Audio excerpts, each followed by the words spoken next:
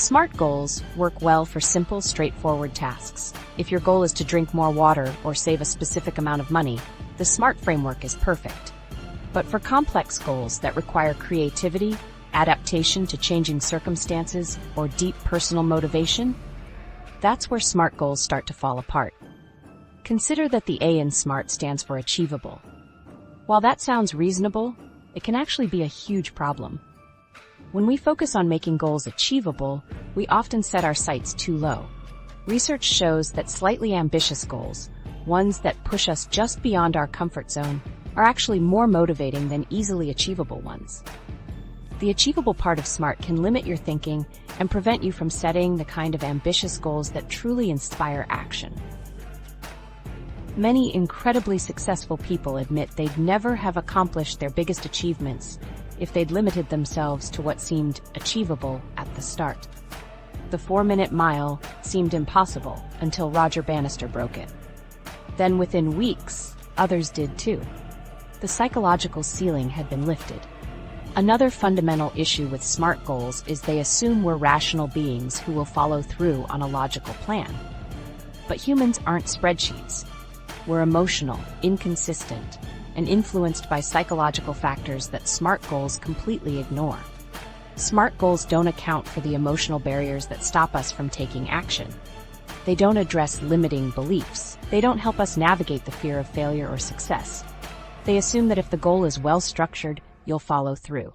And we all know that's not how it works in real life. So what alternatives exist?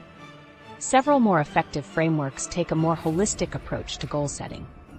One approach is clear goals: collaborative, limited, emotional, appreciable, and refinable. Unlike SMART goals, clear goals are designed to be more flexible and adaptive. They encourage emotional investment, which recognizes that meaningful goals need to connect with you on an emotional level, not just a logical one.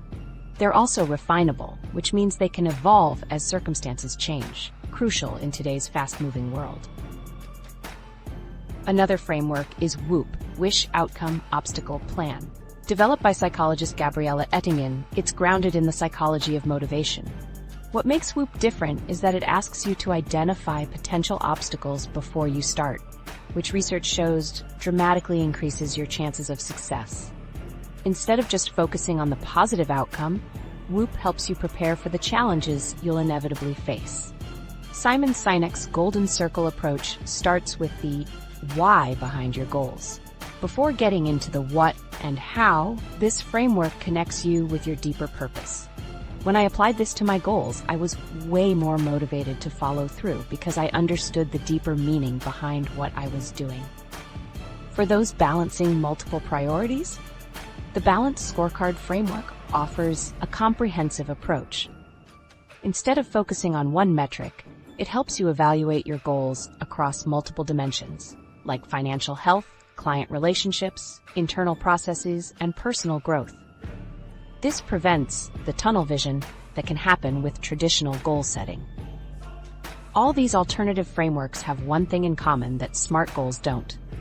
They acknowledge that successful goal achievement isn't just about the structure of the goal itself. It's about connecting that goal to your psychology, emotions, and deeper purpose.